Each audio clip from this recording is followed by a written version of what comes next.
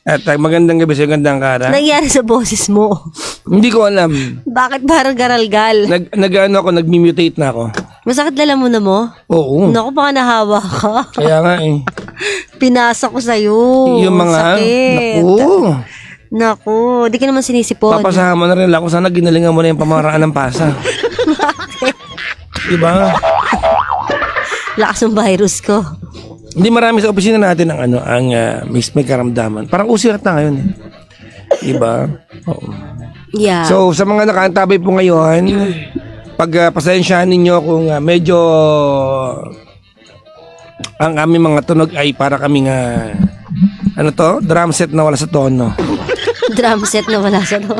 Oo. Medyo kakaiba ang namin, mga pagmumukha namin. Oh, ako may karamdam. Tulog ako, kakagising-gising ko lang. At least nakatulog ka. Oo, natulog ako. Diba? Doon sa opisina ko. Buti naman. Tatulog ako ng may sinat. At nagising ako ng medyo okay. So, parang maganda pala nagagawa ng ng tulog. Power nap. Totoo yan. Kasi nagbibigay siya ng energy eh. May meeting kasi ako maghapon kaya hindi ako nakapagpa-check up, wala akong nagawa. Bakit kung wala kang meeting gagawin mo? Oh, di ba? Di rin naman eh. Niyaya ko siya kanina magpa-blood test, ayaw niya. Sabi ko, tapos na meeting mo, tara na. Ayaw din niya. Yung pinsan ko kasi, ano ba? Ganyan-ganyan yung nangyari sa kanya eh. Ano? Walang schedule, nagpa-blood test siya. Tinuli siya. Ba't ka tutuliin? Ituli ka. Nalaman. Bakit? Oh, ba't napunta doon? Ba't mo alam? Wala ko sa'yo. Hindi ako. Ay, hello sa nanay ko nagagalit sa akin. Kasi nga matigas daw ulo mo. Kanina sabi ng nanay ko, magpa-check up ka na. Nagpadala ko ng selfie ko. Sabi niya, tigilan mo ako, hindi mo ako nakukuha sa ganyan. Sabi gusto ko sana tumawag kaso naawa ako sa voice mo. Wag ka nang tumawag. Walang tatawag. Baka mag-play na lang kami ng mga kanta rito eh. Uy, pero kahit na kahit na may karamdaman kami ni Gandara, Gandang Kara. Sino si Gandara? Ikaw, sinortcut ko na, pagod na ako magsalita. Nag-iiba na yung mga si Gandara. Tsaka si hindi. Kahit na may sakit tayong dalawa. Tawag nito Ano? Nakapag-cover tayo, na-upload mo na ba? Oo, kanina pa. Talaga, nakatulugan. Talaga. Ang ganda ng boses mo doon. Ngongo. Medyo Medyo. Tapos may nag-comment, mas gusto ko po yung ngongo na boses mo. Kasi hindi ba offensive yung word na hindi naman. Kung sinabi natin yung ngongo? Depende naman kung saan mo gagamitin, kung sa pangmamak. Hindi ba parang pangmamak? Hindi, kasi meron naman talagang mga ngongo talaga eh. Si yung kaibigan ni Lloyd, di ba? Si Ivan. Oo. Ngongo yun, pero siya, positive siya. Nakapagsulat ba ngayon ng libro eh.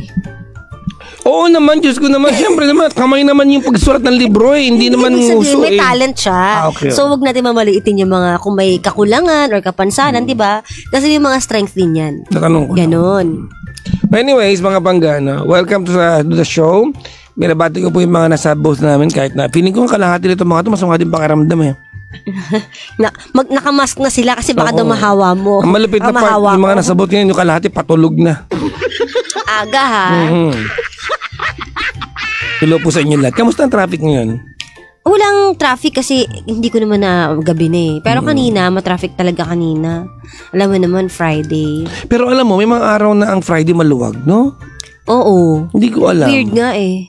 Minsan, sobrang naman. May mga araw na Martes yun napaka-traffic. Oo. Hindi, Thursday. Hindi ko alam. Meron din naman. Actually, meron ding Martes, Lunes, ganyan. Hindi natin alam eh. Basta...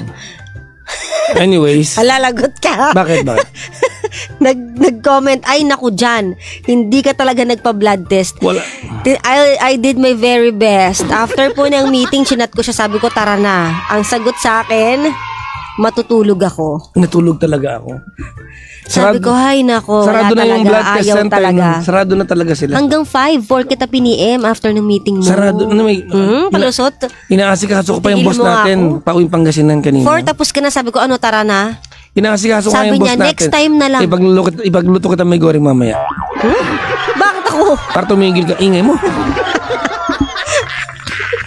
Ingay, dami sinasabi. Pag matigas kasi yung ulo, nabubungangaan talaga. Bahala ka. Ewan ko lang. Tapos kahapon sabi niya, alam mo yung naramdaman ko nung may dengue ako, nararamdaman ko ngayon. Sabi ko, di tara alam na mo, di ka pagkatiwala ng mga sikreto, no? Sabi ko, di tara na magpa-blood test ka na. Ang sagot niya, hindi, iinom na lang ako ng tawa-tawa. Ay, totoo yun. Oo nga, pero iba pa rin kapag nalaman mo. Siyempre, paano kung may complications? Alam mo, uminom ako ng tawa-tawa. Doktor na po siya ng sarili niya. Gumanda yung pakiramdam ko. Oh. Totoo nga. Di ba? Feeling ko nga, so, madala kang tawa-tawa ngayon. Bago ko umalis ng bahay. Hindi mo pwedeng inumin ng mayat-maya yun kasi ma-high blood ka naman. Oo nga. Malakas yun. Sa self-medication ka, pati ka na nag-doktor. Ha? Sana nag-doktor ka na lang. Ingat ka, baka ma-injection ng kita dyan. Pwedeng home service magpa-blood test. Isa pa to si Dayan, paki-block nga to si Dayan. Bukas. Kaya okay na po ako. I'm getting better. Oo. Ano lang, alam mo, hindi ko alam paano ba't ako nagkasakit. Nahawa mo talaga ako. Ikaw nahawa kita ng dengue? Hindi nakakahawa yun Marami rin ba lamok sa inyo? Tsaka walang lamok sa amin. Paano kita nahawa? O ibig sabihin may lamok sa inyo? Meron nga, meron. Kasi nung nagka-dengue ka before, lamok din yun, di ba? Wala naman manok. Ay, ibig sabihin lamok din yun sa inyo. Tapos ngayon, dun mo din nakuha sa inyo. Saan ko makukuha? So yung bahay nyo may dengue. Kaya kailangan mag-general cleaning, magpausok. Oo nga, no. O, kailangan magbuka-bukas ng pausok. Alam mo, ano kasi tawag nito? Para malinis talaga. Ay, di ba si Tita Cora yung may kilala dun sa Nalala mo? Meron din ako. Si Tita Cora, hindi. May kilala si Tita Cora yung nakasama natin sa awarding. Saan? Yung may-ari ng Mapicon. Mapicon? Sa lamok ba yun? Anay ba yun? Hindi, ang Mapicon, meron na silang panlamok. Sa ipis yun tsaka sa daga? Meron silang panlamok. Ayan pest control. In-exempt nila yung lamok? I-book mo na yan ha, bukas ha. Agad. Hindi mo naalala na, ikaw chika ka rin chika, hindi mo kilala yung kausap natin. Hindi ko maalala. Yung natin, baka mali din ako. Asan yung lamok? Ipis sila nakikita. Wala. Ipis? Ano? Wala ayan wala Ito nga, alam mo ikaw, our services, ito, check ko sige. I'm checking it. Rodent control, misting, termite control, mound demolition, soil treatment, wood drenching, fumigation, gandang ka. Ayan, fumigation. Oo. Patingin, asa nakalagay? Ano ba yung fumigation? Di ba yun? Pausok. Okay. Baka mamunga ako Kailangan talaga maano yun. Tsaka ang lamok diba laging sa second floor daw? Talaga ba? Ang alam ko. Sira ulo yung mga yan Sa taas sila diba? Nasa third floor ako ba? Gano'n na rin yun. Feeling nila second floor yun. Mababa lang. Diba? Ano na? Ayun, yun lang. Wala, try kong magpa-check up bukas. Or matutulog. Yun naman. Hindi, feeling ko, tulog ang kailangan ko. I really feel like natulog ang kailangan. Kailangan mo din ng tulog, pero kailangan mo din ng gamot. Siguro, ewan ko pa. Kasi, di ba, sinabihan ka na, ang sabi, delikado kapag pangalawa kang beses nagka-dengue ulit. Mas delikado na. Nagugulat na ako sa mga lamok sa kwarto ko. May mga face mask na sila Pag ini-sprayan ko sila nung yung pang ganon. Akala ko ba ayaw mong pumatay ng hayop? Ba't isprayan mo mga lamok? Hindi, binubugan ko lang sila. Magpapaspray ka nga Naka-face mask baka na sila. Baka pati lamok, maawa ka. Naka-face mask. Face mask. Bumili nga ako nung alam niyo ba yung kulay lavender? Na ilaw? Hindi. Diba yung yun? Ang tawag doon yung pag misa sa Jollibee, yung parang platitong nakataob. Ang tawag doon ay Venus flytrap. Meron naman yun yung insect, yung parang lalapitan nila yung ilaw. Parang bumili ako ng ganun Meron ako. Pero parang alam nila. Galing naman ang mga yan. Oo. Ewan ko sa mga yan. Oo. Napipikon na ako sa mga yan. Oo. Anyways, tawagan ninyo kami 700-17949 or 8721-2429. At pwede kayo mag-PM sa amin sa aming Facebook fan page para tawagan namin kayo through Messenger. Ayan. ang ating Facebook fan page, Gandang Kara. Syempre, Energy FM 106.7. Hanapin niyo po yun sa TikTok or sa FB namin. Syempre, we're live din. Kaya hello sa lahat ng mga nanonood na sa amin. Hi, TikTok world and hello, FB world. Ayan, hello sa inyong lahat. Maglagay ka na kasi ng magic screen sa doors mo or sa bintana. May screen ba ang bintana mo? May karatula lang. Bawal lamok dito. Hindi ko alam kung sa mga tangang lamok na ito, bakit nakakapasok sila. Ayan, ako. Anyways. Ano ba yan? Dito na nga kami. Ayan, 8721-2429. Oo. Kumain ka na ba?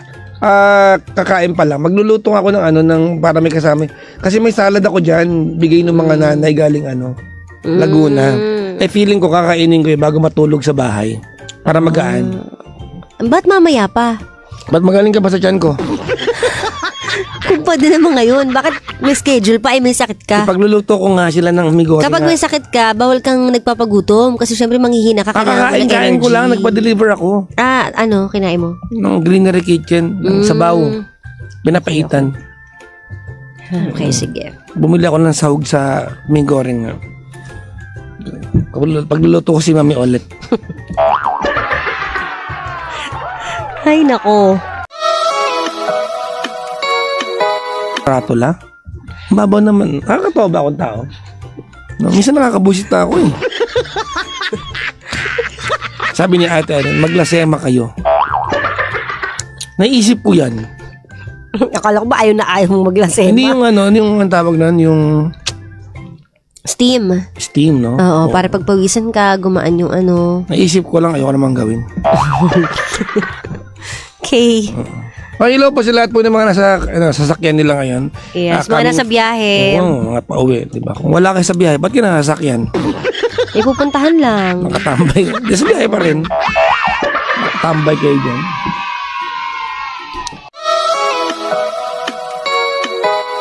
Sarap pakiramdam mo. Kulang ako ng tuto sa bulsa.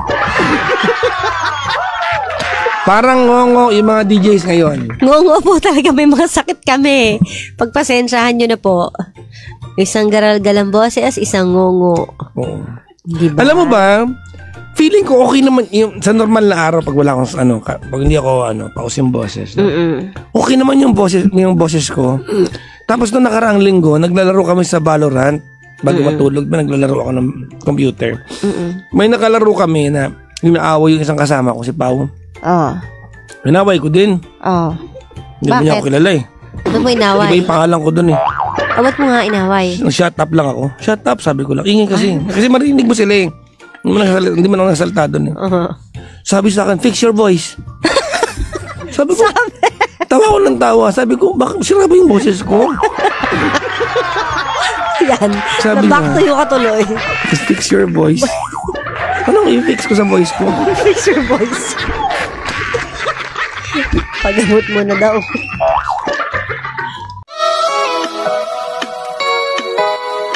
Anyways, kamusta ang yung 10 linggo, Kara? Okay naman. Ano ba mga ganap? Try mo sumagot na may Hindi ko na maalala kung ano mga nangyari kasi. Ano ba? Monday. Ano nangyari na Monday? Parang, oh my gosh, wala akong maalala. Parang naalala ko lang nung kahapon, nag-cover tayo. Tapos nung Wednesday naman, parang wala din nangyari. Wala kasi, baka walang significant. It's a SSD, normal day. Ganun. SSDD, di ba? Same stuff, different day. Correct. Ako din, para itong, although itong 10 linggo na to, puro ako meetings. Ang meeting ko kahapon, sobrang sama ng pakiramdam ko tsaka kanina. Sobrang sama ng kung wala akong meeting kahapon tsaka kanina, hindi ako papasok talaga. Sa bahay ka lang. Kilala nyo naman ako, di ba? Hindi ako madaingin. Oo. Di ba? Kumbaga, the fact na naisip ko magpumasok kahapon, hindi ko na kaya. Kaya naman meeting, galing probinsya yung mga boss natin. Kaya hindi ako pwede din dumating. Pero dahil uso nga halos lahat yata tayo may sakit. Si Sheena din, dinala sa emergency kanina. Iba naman yung kanya. Oo, nagulat. Magpagaling ka. Nag-PM siya sa akin 6 a.m. Kaya nga, gising pa ako daw siya. Oo. Kamusta na kaya? Tawagan mo kaya ngayon. Ngayon? Oo. Hindi mo sumasagot yun eh. Huwag na. Baka nanonood yun ng K-drama. Kasi sabi ko, panoorin mo yung A Time Called You Tapos ina-update ko siya lagi. Anong episode ka na, ganyan. Tapos ayun, nanonood naman siya. Pati si Jim, na-influensyan ko na rin silang manood. Ano ba magandang K-drama ngayon? Lovely Runner. Yan ang Lovely trending. Runner. Ano ba yun? Tsaka yung when the phone rings. Pinapapanood mo sa akin ngayon, yung Lovely Runner. Ano nga kwento nun? Yan mo? Mula nung Crash Landing on You, alam mo, yun lang yung mga gusto ko eh. Hindi, Tsaka yung Penthouse. Tsaka yung isa pa. Babalik ka sa nakaraan. Sa Lovely Runner. Fangirl siya. Tapos, di niya alam, yung idol niya, siya pala ang first love. Ganon. Malalaman niya pag bumalik siya sa nakaraan. Ganon. Talaga. So, yun. Uy, si Lee Min Ho pupunta dito sa Manila. Anong pakialam ko kay Lee Min Ho? Si Lee Min Ho. Naku, mapapahuhu ka talaga. Lee Min Ho. 3 na. Pupunta siya dito. Siya, meet and greet, Pipila na rin ako. Hindi kasi, sorry pero si Lee Min Ho kasi isa sa mga unang-unang nakilala. Oo. Yung mga bago nga, hindi ko na sila kilala sa mukha na lang. Siyempre, di ba? Di ba, si Lee Min Ho. Naalala ko na nag-Korea kami, nakakita ko ng panty, may mukha ni Lee Min Ho. Grabe naman. Totoo nga. Pinibenta sa kabangketa. Ganun siya kasikat sa panty. Imagine mo kung ikaw yung mister, tapos makikita ng panty ng mismo, may mukha ni Lee Min Ho. Totoo. Di ba, may jazz, may mukha niya. Lee Min Ho. Diba siya isa sa mga unang Korean sumikat sa Pilipinas. Oo, Boys Over Flowers. Sila yung naging daan ng K-drama sa Pilipinas. Si Lee Min Ho. Kaya nga. Siya ba yung model ng SMDC? Yes. Diba? Kausapin ko yan. Ikaw pinunta-puntahan ka pa ni Cara sa Malaysia. Hindi man lang siya nakapag sa'yo, video greeting para sa akin. Alam mo ba yung para sa'yo? Siyempre. Alam mo yung pakiramdam na magpa-flight ka pa ng Malaysia para puntahan ka? Pero di ba, hinahawakan ko naman yung kamay niya. Talaga? Kinis Talaga. Pati yan ang kamay mo. Makinis din naman.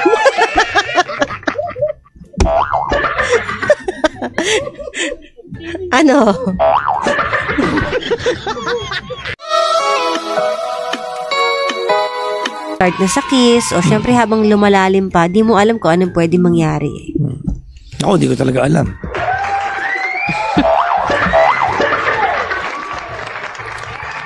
Anyways, let's pause for a break. Gusto maniwagan ka ng Cara? Wala naman. Masakit ang aking igan. Ito na. Play muna tayo ng awiting coming from Silent Sanctuary, the music called Di Na Kita Mahal. Yan ang nais mong marinig.